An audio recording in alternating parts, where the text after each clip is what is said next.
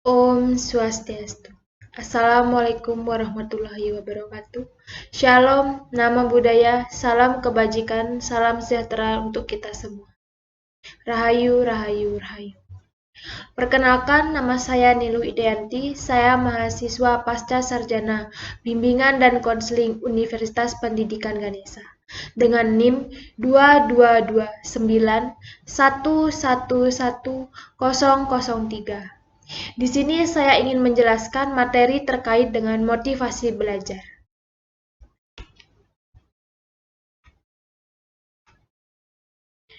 Pengertian motivasi belajar. Motivasi belajar adalah dorongan yang timbul dari dalam diri individu, baik dorongan secara internal maupun eksternal yang mampu menumbuhkan semangat dalam belajar, sehingga tercapainya tujuan yang telah ditentukan.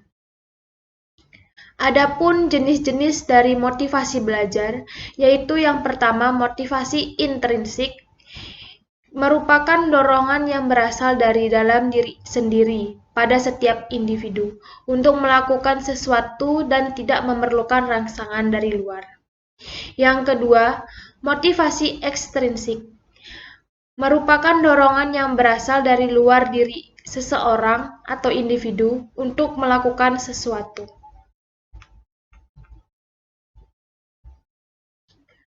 Adapun indikator dari motivasi belajar, yang pertama, adanya hasrat dan keinginan berhasil. Yang kedua, adanya dorongan dan kebutuhan dalam belajar. Yang ketiga, adanya harapan dan cita-cita masa depan. Yang keempat, adanya penghargaan dalam belajar. Yang kelima, adanya kegiatan yang menarik dalam belajar. Yang keenam, adanya lingkungan belajar yang kondusif. Berikut contoh individu yang memiliki motivasi belajar tinggi, yaitu tekun menghadapi tugas, ulet menghadapi kesulitan, menunjukkan minat terhadap belajar, lebih senang belajar mandiri, tidak cepat bosan pada tugas-tugas yang rutin, tidak mudah melepaskan hal yang diyakini.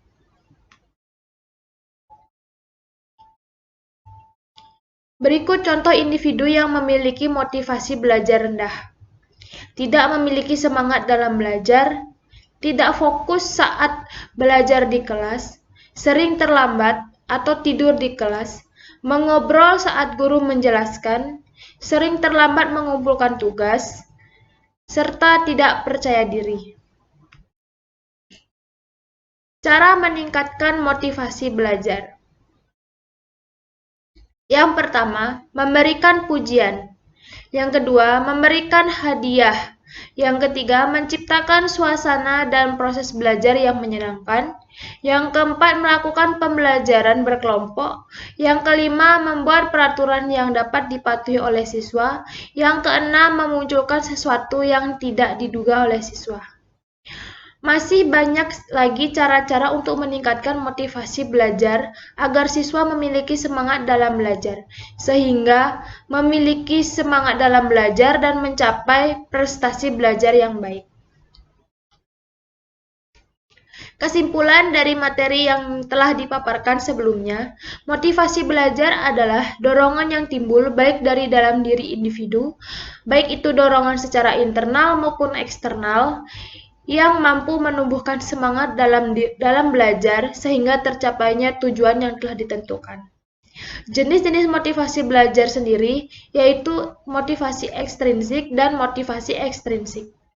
Indikator dari motivasi belajar yaitu adanya hasrat dan keinginan berhasil, adanya dorongan dan kebutuhan dalam belajar, adanya harapan dan cita-cita masa depan, adanya penghargaan dalam belajar, adanya kegiatan yang menarik dalam belajar, adanya lingkungan belajar yang kondusif.